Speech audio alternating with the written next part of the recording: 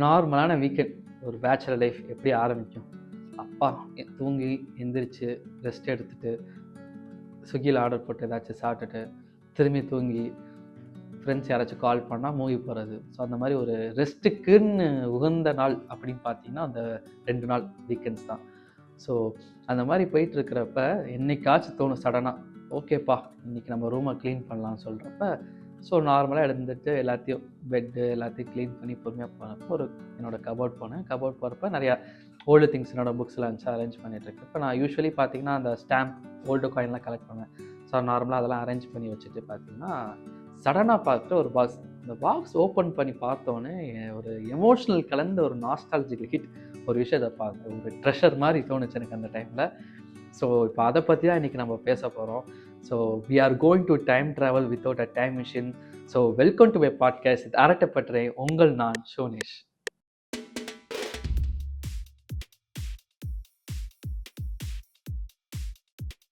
ரீசெண்டாக ஆவடி தாண்டி 3 hours travel இருக்கும். பாண்டேஸ்வரம்னு சொல்லிட்டு ஒரு கிராமம். அந்த கிராமத்தில் பார்த்தீங்கன்னா ஒரு வீக்கெண்டில் ஒரு 3 days ஒர்க் ஷாப்பை கண்டக்ட் பண்ணாங்க, கற்பின்னு சொல்லிட்டு ஒரு என்ஜிஓ மூலியமாக. ஸோ ஒர்க் ஷாப்பில் பார்த்தீங்கன்னா நாங்கள் டான்ஸு, பறை, மியூசிக், தியேட்டர் அண்ட் ஃபோட்டோகிராஃபி சொல்லிக் கொடுத்தோம். லைக் நான் வந்து ஃபோட்டோகிராஃபி டீச் பண்ணிட்டு இருந்தேன் 3 days. யூஸ்வலாக நாங்கள் வந்து எல்லா வீக்கெண்டும் போயிட்டு ஸ்கூலில் சொல்லி தருவோம். ஸோ இது பார்த்தீங்கன்னா கொஞ்சம் எனக்கு என்ன டிஃப்ரென்ஸ் தெரிஞ்சுன்னா, நான் ஆக்சுவலி திருச்சி. நான் கொஞ்சம் ட்ராவல் பண்ணி அவுட்டர் சென்னை ஒரு கிராமத்தில் போயிட்டு அந்த ஸ்கூலுக்குள்ளேயே ஒரு 3 days ஸ்டே பண்ணி பசங்களுக்கு சொல்லிக் கொடுத்தது ரொம்ப ஒரு ஒரு டிஃப்ரெண்ட்டான எக்ஸ்பீரியன்ஸாக இருந்தது. லைக் யூஸ்வலி வந்து என்ன சொல்கிறது, நம்ம ட்ராவல் பண்ணி ஸ்கூலில் போய் ஒரு கிளாஸ் அட்டன் பண்ணுறதுக்கும் நம்ம ஒரு கிளாஸில் போயிட்டு சொல்லிக் கொடுத்துக்கு ஒரு டிஃப்ரென்ஸ் இருக்குல்ல. அது ஒரு அமைதியான இடத்துல ஒரு கிராமத்தில் பண்ணுறப்போ ரொம்ப ஒரு டிஃப்ரெண்ட்டான எக்ஸ்பீரியன்ஸாக இருந்துச்சு. ஸோ ஆஸ் யூஷுவல் ஒரு 3 days ஒர்க் ஷாப் நல்லா பியூட்டிஃபுல்லாக முடிஞ்சிச்சு. நல்ல மெமரிஸ். முடிஞ்சதுக்கப்புறம் கிளம்புறோம். லைக் அன்றைக்கி 3rd day கிளம்புறப்ப வந்து பசங்க வந்து பேசுகிறாங்க, அண்ணா நீங்கள் எந்த ஊர், லைக் உங்கள் நேம் என்ன, அந்த மாதிரி நிறைய விஷயம் கேட்குறோம். அண்ணா உங்க கூட ஃபோட்டோ எடுத்துக்கலாமா அப்படிங்கிறதெல்லாம் இருந்தது. ஸோ அப்படியே கட் பண்ணால் பேக் டு எங்கள் 90s and early 2K kids.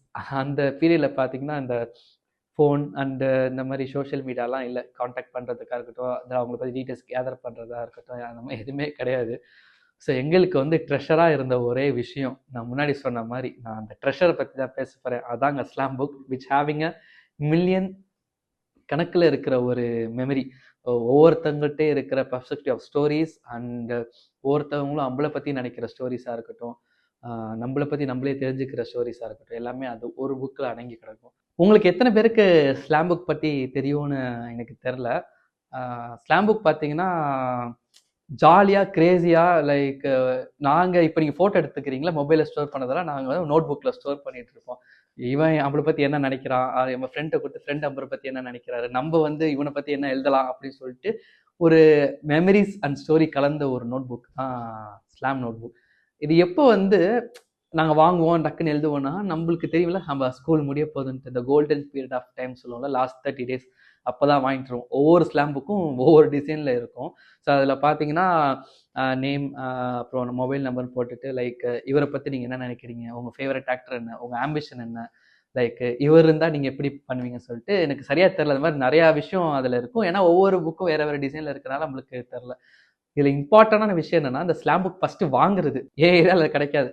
யாராச்சும் ஒருத்தர் நம்ம கிளாஸில் வாங்கிட்டு வந்திருப்பாங்க. அப்பா ஒருத்தன் வாங்கிட்டான், இந்த டிசைன் நல்லா இருக்குது, சரி அதை போய் வாங்கிடுவோம் சொல்லிட்டு அவன்கிட்டே காசு கொடுத்து அவன் வாங்கிட்டு வருவான். நம்மளுக்கு ஒரு 4 பேர்த்துக்கு வாங்கிட்டு வந்து கொடுப்பான். ஸோ கொடுத்து அதை ஃபில் பண்ணி வைக்கிறது தான். இப்போ வாங்கினதுக்கப்புறம் நம்ம வந்து ஃபில் பண்ணுறது தான் பெரிய டாஸ்க். ஏன்னா அது வந்து குறிப்பிட்ட ஒரு 30 பேஜ் ஒரு 40 பேஜ் இருக்கும். ஏன்னா நம்ம கிளாஸ் ஒரு 40 பேர் இருக்காங்கன்னா ஒரு 25 பேர் எழுதலாம்ப்பா. சரி ஓகே, இப்போ இவன்ட்டு நம்ம கொடுக்குறோன்னு வச்சுக்கோங்களேன். இப்போ ஃபார் எக்ஸாம்பிள் என்கிட்ட 2 ஃப்ரெண்ட் இருக்காங்க, ரொம்ப க்ளோஸ். ஒருத்தன் சரியாக பேச மாட்டேன், ஒருத்தன் பேசுனா அவன் முன்னாடியே நம்ம கொடுத்துருன்னு வச்சுக்கோங்களேன். அவன் எழுதி கொடுத்தா சரி இவனு எழுதி தர மாதிரி இருக்கும். அப்பா இங்கே பசங்க யாரும் பார்க்கல, நம்ம கேர்ள்ஸ்கிட்ட ஃபஸ்ட்டு கொடுத்துருவோம்னா கேர்ள்ஸ் எழுதிடுவாங்க. இப்போ ஒரு பேசிக்கலாக ஒரு கிளாஸ் ரூமில் ஒரு விஷயம் இருக்கும். கேர்ள்ஸ்கிட்ட கொடுத்துட்டா ஓகே இவன் கேர்ள்ஸ்கிட்ட வாங்கிட்டான், அடுத்து இவன் ஸ்லாம் புக்கில் தான் நம்ம எழுதணும் அப்படின்னு இருக்கும். ஏன்னா கேர்ள்ஸ் வந்து கிளிட்டர் பென்லாம் யூஸ் பண்ணுவாங்க. இவங்க என்ன பண்ணுவாங்கன்னா, ஓ இந்த பொண்ணு எழுதிருச்சா, அடுத்த பேஜ் நம்ம தான் எழுதணும்னு சொல்லிட்டு ஒரு ஜாலியான ஒரு ஃபன்னான மூமெண்ட்லாம் அந்த இதில் இருக்கும். மெயின்லி இந்த ஸ்லாம் புக் வந்து நம்ம எப்போ எழுதுறதுக்கு அது மாதிரி டைம்னா ஃப்ரீ பீரியட். அப்போ தான் ஸ்ட்ரிக்டான டீச்சர்ஸ் கூட நம்ம கண்டுக்க மாட்டாங்க. பசங்களாம் சத்தம் போடாதீங்க, பொறுமையாக இருக்கு. ஏன்னா நம்மளுக்கு கடைசி நாள் நம்மளை யாரும் திட்ட மாட்டாங்க, ரொம்ப லவபுளாக தான் இருந்திருப்பாங்களா. ஃப்ரீ பீரியடில் அப்படியே ஒரு ஜாலியா இந்தாப்பா நோட்டு வாங்கி கொடுத்துருப்பா எழுதுன்னு. அப்ப வாங்கணும்னு நம்ம யோசிப்போம். ஒரு பொண்ணுகிட்ட கொடுத்து எழுதிட்டு வாங்கினாலும் ஒரு பெஸ்ட் ஃப்ரெண்ட் கூட சரி நம்மளை பத்தி என்ன எழுதியிருக்கான் அப்படின்னு சொல்லி பார்ப்போம். ஓகே இவன் நல்ல பையனா, என்ன மாதிரி இருக்கான் அப்படின்னு சொல்லிட்டு நம்ம பாக்குறப்ப சரி ஓகே இப்ப அவங்களுக்கு நம்ம எழுதி தரணும்ல, இவங்க நம்மளுக்கு என்ன எழுதி கொடுத்துருக்காங்கன்னு பார்த்துட்டு அது தகுந்தாப்புல எழுதணும். சில இதெல்லாம் நமக்கு தெரியாது, அடிச்ச காப்பி மாதிரி இன்னொரு தந்தை எடுப்போம். இவன் என்ன ஆம்பிஷன் எழுதியிருக்கான், ஓகே கலெக்டர், ஓகே நம்ம வந்து ஐபிஎஸ் ஆறிடலாம், ஓகே இவன் நேவி, ஓகே நம்ம ஆர்மின்னு எழுதலாம் சொல்லிட்டு ஸோ அந்த மாதிரி பேஜஸ் போக போக போக வந்து ஒரு நிறைய ஸ்டோரிஸ் வரும். ஸோ ஒரு நல்ல ஒரு மெமரபுளான திங் தான் அந்த ஸ்லாம் புக். ஸோ இன்னொன்று விஷயம் என்னன்னா டக்குன்ட்டு இப்போ ஸ்டாப் பண்ணுறப்ப எனக்கும் தோணுது. பேசிக்கலாக வந்து நம்ம ஒரு 20 பேர் 30 பேர்ட்ட கண்டிப்பாக வாங்கணும் அப்படின்னு நினச்சிட்டு இருக்க டைமில் பார்த்தீங்கன்னா ஒரு 20 பேர்ட்ட வாங்கிடுவோம். ஏன்னா நம்மளால வாங்க முடிஞ்ச டைமே அந்த 30 நாளோ 15 நாள் தான். அதுக்கப்புறம் எக்ஸாம் வந்துடும், மீட் பண்ணுவோமானே தெரியாது. எங்கள்கிட்ட மொபைலும் இருக்காது, கான்டாக்ட் பண்ணல. எங்களுக்கு இருக்கு, என்கிட்ட இருக்கிறது பார்த்தீங்கன்னா அந்த திங் தான். இப்போ இவனுக்கு கால் பண்ணணும்னா இந்த நேம் ஆர் இந்த அட்ரஸ் ஆர் இமெயில் ஐடி இதை வச்சு தான் அவனை கான்டாக்ட் பண்ண முடியும் இந்த ஸ்லாம் புக்கை பார்த்து. 20 பேர் வாங்கிட்டாங்கன்னா மீதி 10 பேர்ட்ட வாங்கியிருக்க மாட்டேன். சரி ஓகே அடுத்த நாள் வந்து நான் வாங்கி முடிச்சிடலாங்கிறப்ப தான் திடீர்னு நியூஸ் வரும். அதிக மழை காரணத்தினால் சென்னை, கோவை, மதுரை, திருச்சி மாவட்டங்களில் இன்னைக்கு விடுமுறைன்னு சொல்லிட்டு ரமணன் சொல்வார். சொன்னதுக்கப்புறம் ஐயோ போச்சுடா எப்படி வாங்குறதுன்னு நம்மளுக்கு தெரியாது. திடீர்னு லீவுனோடனே நம்மளுக்கு டென்ஷன் ஆயிரும். எப்படா மீதி இருக்கிற 10 பேர்ட்ட வாங்குறதுன்னு சொல்லிட்டு. எக்ஸாம் பேப்பர் எழுதுனா கூட இந்த டென்ஷன் இருக்காது, இது இருக்கும். ஏன்னா அதை விட்டுட்டா நம்மளால அவங்கள்ட்ட வாங்கவே முடியாது. அப்புறம் திரும்பியும் அன்ஃபார்ச்சுனேட்லி வாங்க முடியாத நிலைமையும் சில பேருக்கு வந்திருக்கு. ஆனால் எனக்கு வந்து பார்த்தீங்கன்னா மழை பெஞ்சு அடுத்த நாளே ஸ்கூலுக்கு போயிட்டு எப்பா வந்துட்டான்டாடே இந்த ஸ்லாம் புக்கு ஃபஸ்ட்டு எனக்கு எழுதி கொடுத்துருன்னு சொல்லிட்டு வாங்குற மாதிரி இருக்கும். எனக்கு பார்த்தீங்கன்னா நான் ஆக்சுவலி 2 டிசைனில் ஸ்லாம் புக் வச்சிருந்தேன். ஒரு ஸ்லாம் புக் முடிஞ்சிருச்சு, இன்னும் ஒருத்தன் பார்த்துட்டான் என்னடா எங்கள்கிட்டலாம் ஸ்லாம் புக் வாங்க முடியும், அப்புறம் நம்மளுக்கு கலாய்க்க ஆரம்பிச்சுருவாங்க, பொண்ணுங்கள்ட்ட மட்டும் தான் நீ வாங்குறான் அப்படின்னு சொல்லிட்டு நம்மளை கலாய்க்க ஆரம்பிச்சுட்டாங்கன்ட்டு இன்னொரு ஸ்லாம் புக் வாங்கிட்டு எல்லா ஃப்ரெண்ட்ஸ்டையும் வாங்க. ஆனால் அந்த ஸ்லாம் புக் டிஃப்ரெண்ட்டாக இருந்துச்சு. அதில் ஒரு சைடில் எம்டியாக இருக்கும், லைக் பிளெயினாக இருக்கும். அதில் அவங்க என்ன வேணா எழுதலாம் நம்மளை பற்றி தாட்ஸ்.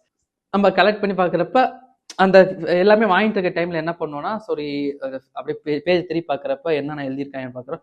திடீர்னு நம்மளுக்கு தோணும் ஒன்று அப்படியே ஜிகு ஜிகு ஜிகுன்னு கிளிட்டராக இருக்கும் ஒரு சைடு, இந்த சைடு பார்த்தீங்கன்னா ஒரு கிறுக்கிறுன்னு சொல்லிட்டு ஒரு ப்ளூ கலரை கிறுக்கி வச்சிருப்பாரு. ஒருத்தர் பையனாக இருப்பான், பொண்ணு இருப்பான். இன்னொருத்த ஸ்லாம் புக்கு வந்து அதே பையன் அதே பொண்ணு, ஃபர்ஸ்ட் அந்த பையன் பேர் இருக்கும், செகண்ட் அந்த பொண்ணு பேர் இருக்கும். ஸோ இந்த மாதிரிலாம் ஃபன் அண்ட் கிரேசி மூமெண்ட் இந்த மாதிரி நிறையா இருக்குங்க. எனக்கு டக்குன்னு தோணுது வந்து சின்ன சின்ன விஷயம் இதுதான் தோணுச்சு. ஸோ உங்களுக்கும் அந்த மாதிரி நிறைய மெமரி இருக்கும் நம்புகிறேன். ஸோ யாரெல்லாம் அந்த ஸ்லாம் புக்கு ஃப்ரெண்ட்ஸ்கிட்ட எழுதி வாங்கிட்டு டக்குன்னு போயிட்டு ஒரு கவுளு புண்ணியம் தூசி தட்டி அதை எடுத்து படித்து பாருங்கள். ரொம்ப நிறையா விஷயங்கள் தோணும் அந்த மாதிரி விஷயங்கள். அது மட்டும் இல்லாமல் நீங்கள் ஸ்லாம் புக்கு எழுதி ஃப்ரெண்ட்ஸ்கிட்ட வாங்குறப்போ உங்களுக்கு சில பிட்டாளத்தனம்லாம் பண்ணியிருப்பீங்களே, டேய் நான் வச்சிருக்கேன்னு தெரிஞ்சா அவன் என்கிட்ட எழுதணும்னு கேட்பான், நீ வச்சிரு உன்ட்ட அப்புறமாட்டி வாங்கிக்கிறேன் லஞ்ச் பிரேக்கில் சொல்லிட்டு சில பித்தாளத்தனம் பண்ணியிருப்பாங்க. அது மாதிரி நம்ம கிளாஸ் இல்லாமல் அதர் கிளாஸுக்குலாம் நீங்கள் ஸ்லாம் புக் கொடுத்து எழுதித்தாங்கன்னு சொல்லியிருப்பீங்க. ஸோ அந்த மாதிரி விஷயம்லாம் நம்மள்கிட்ட இருந்திருக்கும். ஸோ அந்த மாதிரி சின்ன சின்ன மூமெண்ட்ஸ்லாம் இருந்தால் கண்டிப்பாக கமெண்ட் பண்ணுங்கள். நான் படிச்சுட்டு நான் சந்தோஷப்படுறேன்னு இல்லையோ யாராச்சும் ஒருத்தர் உங்களோட ஃப்ரெண்ட்ஸ் பார்த்தாலும் அவங்களும் சந்தோஷப்படுவாங்க. ஸோ எனக்கு அந்த மாதிரி விஷயம்லாம் படிக்கணும்னு ஆசையாக இருக்குது. எனக்கு டக்குன்னு என் ஸ்கூல் மெமரிஸ்னால உங்களோட ஸ்கூல் மெமரிஸையும் நான் கேட்கணும்னு ஆசைப்பட்றேன்.